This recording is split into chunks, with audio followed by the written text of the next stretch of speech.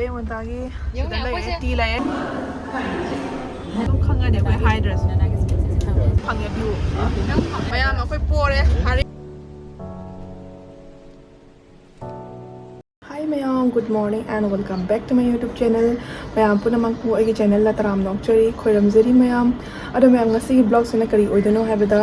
akhoi school sa nak no ni holiday phangya bako. Hai 3 days holiday phange. Adana holiday phangba akhoi go loina na lembiyo ga tawraga akhoi 3 days ki trip ta chattoina ba ado mafam dudi ai mayam da dum huji khangala rage nghala ga dum khangala ga bako. Ado mayam summer vacation da su handak se chatpa phangoi kai da su aduna akhoi na idi handak nong ni sida dum planning tawre bako. Yamna budi thapa mafam da natte ado hoji akhoi ready ore hoji 5:30 tare ba akhoi gi train na 6:45 ki train ni ado hoji cab su lae makha da ngai leire hoji ai hubi uba da se mini blog se mayam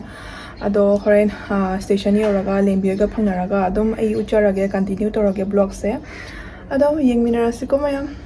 akhoi cab su lae mayam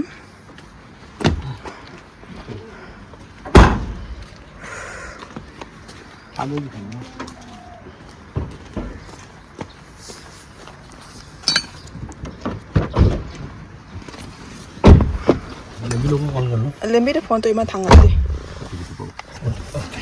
akhoi huji phamme mayam pung 3 pu tadore ne 5:52 6:45 ki train ni akhoi huji satli mayam ado tum hogotpaga lakpani na ko ai husband gi masak se yengone mamit mamai ga se pom mondana ado station yoraga mulage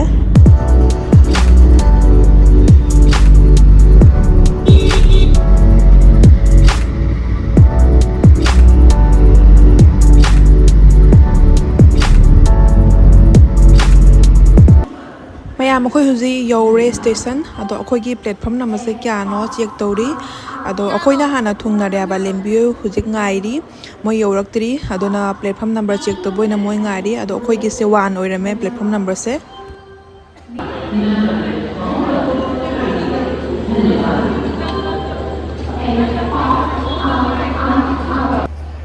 akhoi yore mayam ado lembiyo ngairi huji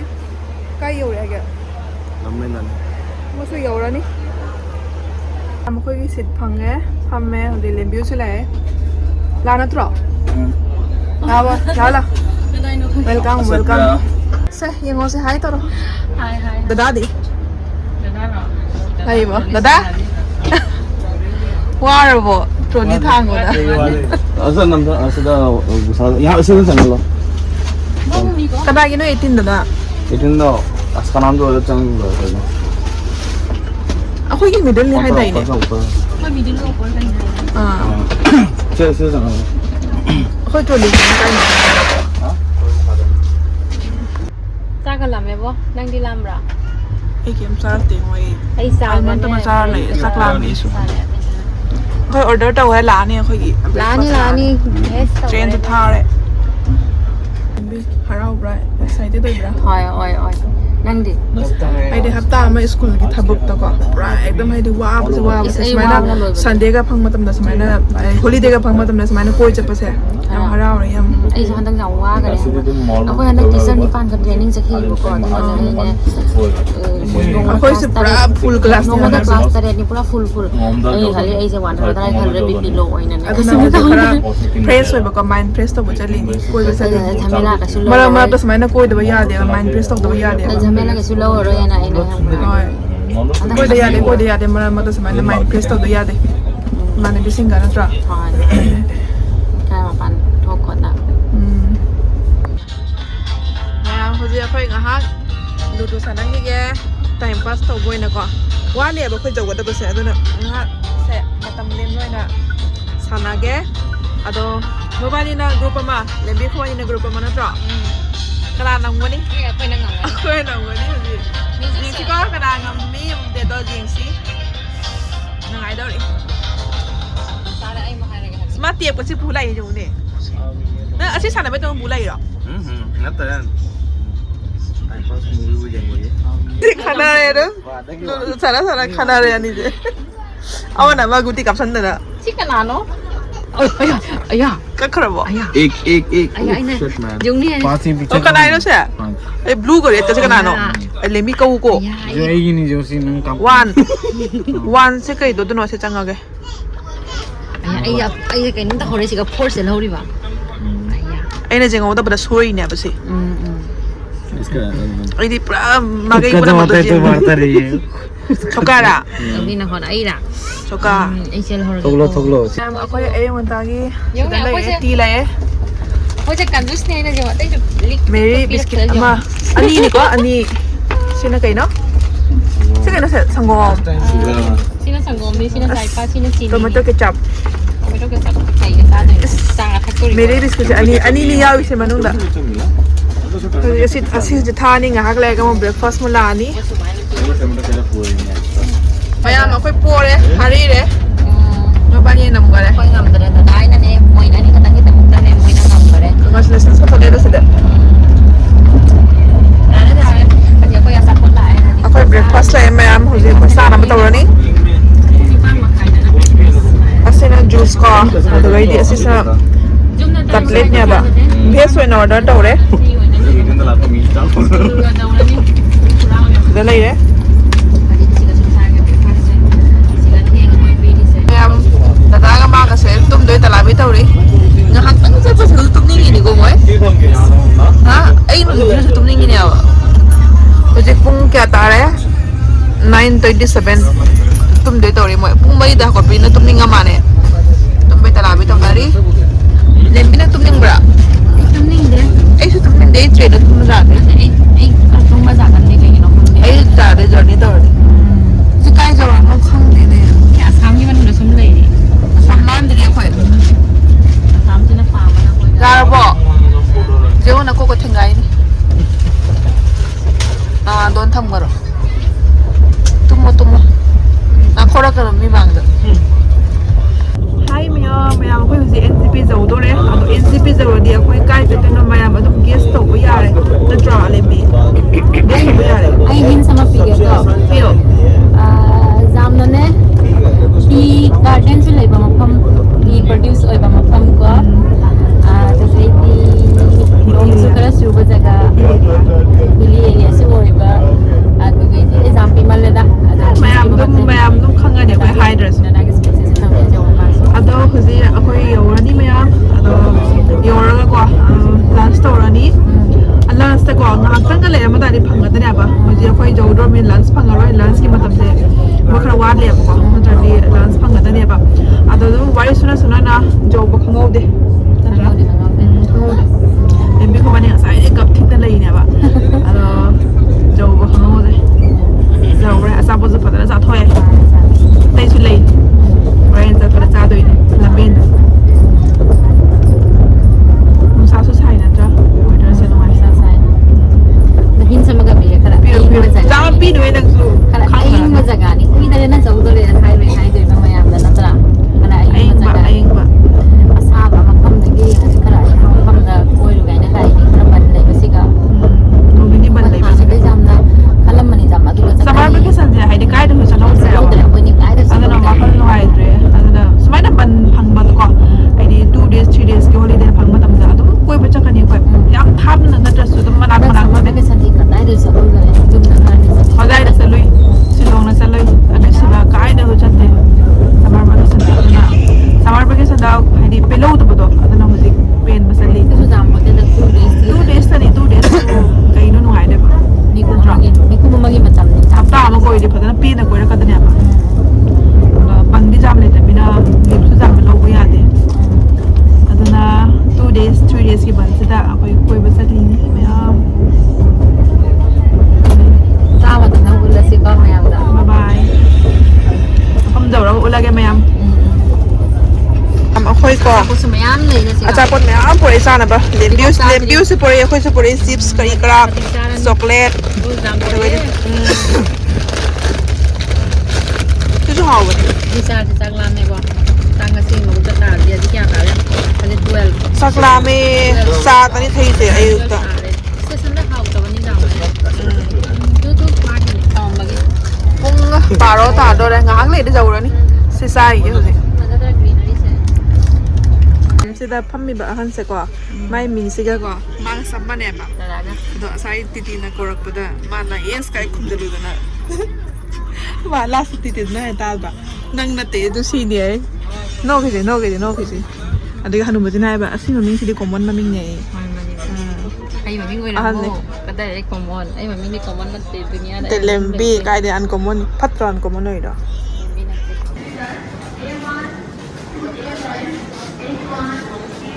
sida lai re New Jalpaiguri junction jau re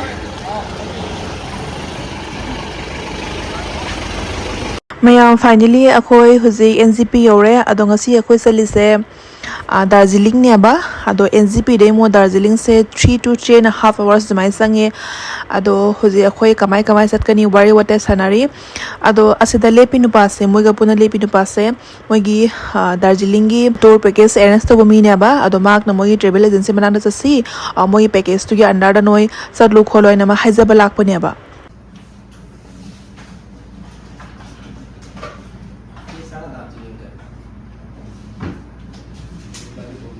Mogi package ne ba mayam adu da moi apai da khangli ne ba Aditi kay daw na suspense ka loy na. suspense ka loi mang Ngay ro. akhoi lai se mayam Darjeeling da ne ba ko Darjeeling sa ado asida karam ka mafam da koi ningi moi yengo hai ba आज कुछ नहीं होगा आज आप पैदल ही main road वगैरह वो घूम सकते हैं आज कुछ नहीं होगा वो तो मुझे भी पता है कुछ नहीं होगा मौका टेम्पल चौरास्ता ये सब पैदल देखने का जगह है Ako'y galing ngay ni. Galing no kang dala, adi ubong ubili. kai oje no khangde wage na roi do mane Kay ni hay no. mayam akhoi gari lae sa phajana sai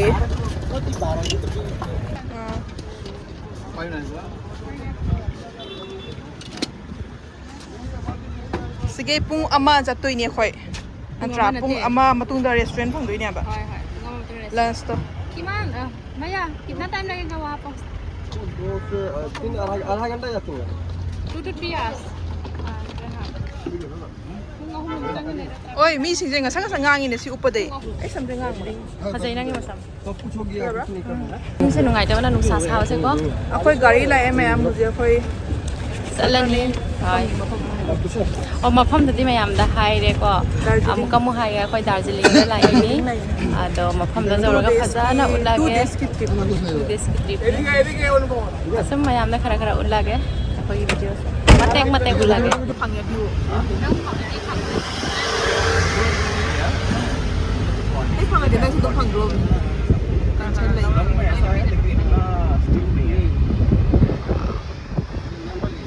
phone nó ta ni kem u phang de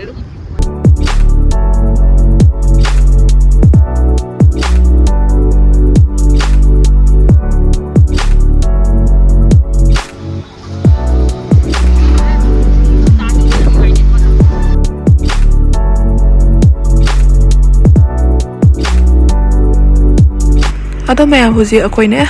lunch तो गया ना सिदा restaurant number संगे दार्जिलिंग यो ति मांग the लंबे दा restaurant नम fungi बा रोहिणी रेस्टोरेंट है दो सिदा तुम संगे सासु लाम ना लोसले थिंजला बनिना बे सग लाम बा कैसा दोरी यंगो मैं मुझे को रेस्टोरेंट दनी कि नम सा गए ना फंगे सग लाम ना लोरे कई के साना दना मोई अखोई खाली लाए अखोई इसना सेकंड करी राइस खाली को अदुगै लेम्बी गिना वेज ऑमलेट का सेकंड लाइन है इना सब्जी कुछ कई इंजांग न खंदे इना हवाई पापड़ कारण खाव से जाउरी है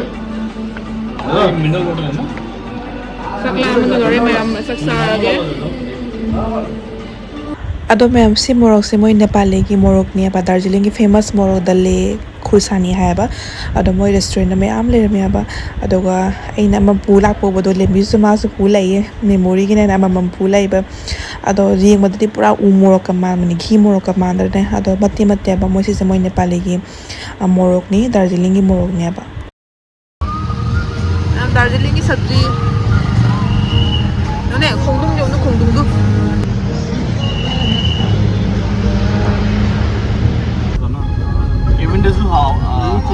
अभी मॉल रोड वाला वो मार्केट कहाँ गायब हो गया वो नीचे चला गया बोला ना नीचे ओ अच्छा जा सकते हैं ना उधर? नहीं केबिनेट के नीचे मार्केट है वो नीचे जो सब जा सकते हैं। वो क्या मार्केट बोलते हैं? मैं मॉल रोड ही हाँ ये नीचे मार्केट केबिनेट से नीचे जो शॉर्ट मिलेगा आपको Malamig yung ne.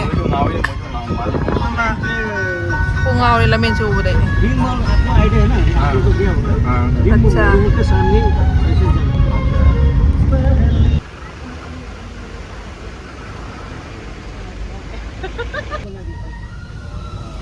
Wow, fazay Fazay, waterfall. Mini waterfall.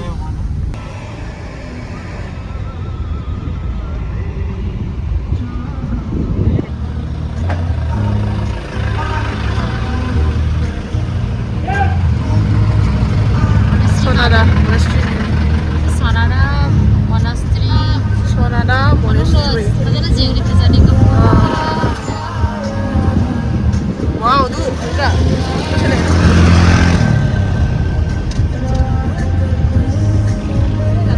Akhoi hojik hotel yaure sida leire the Westgate Summit. Sini amko hotel se. Isang garabo? Ay din lore khwang na sin na abna lore. Check कीजिए और कुछ सारा तो अब नहीं है ये तो वैसे वापस आएगा So mayam finally akhoi hojik hotel yaure ado yaupaga akhoi se check in tawdri ado mamang dana mona smaina akhoi puna makta ase phi matek sida hotel gi maming e ina leyaba ado ngaksam da smaina hupi dana yam fazana welcome to be yam faze smaina moina welcome to be base hoi lore welcome to lore hoi yaure mayam hojik check in tawri am sina akhoi room ni sida LED TV am leire sida balcony am leire sida view phangya ba Kanchanjunga view wow view city ko fazama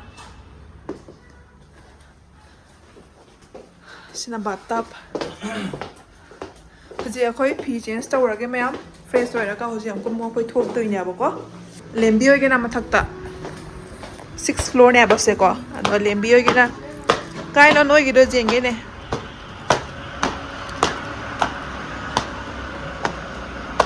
sina lembi oigi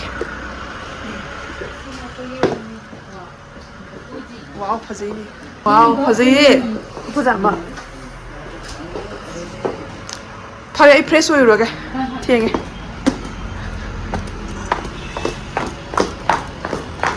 mayam papa fresh oiraga hoje khoi mall road ta mu chatoini adana jamna wari sengang le roi ke bako ade thengra ni gari su makha da ngai ne le bako hoje lesson ma torage dudi mayam fresh oiroge hoje puri mamme do hayeng ayuk ta phajana ulage mayam se balcony si dei kai no kana no sliding no kai de to dino right side ro ado Kanchanjunga gi view do view do si dei u phang ya bako hoje ti mama bani no u phang dare to ayuk pan ta phajana ulage mayam Darjeeling town je si dei phajana u phang sida phamaga cha thak pa yare ado akhoi room se am sai re mayam kona mo ulage phajana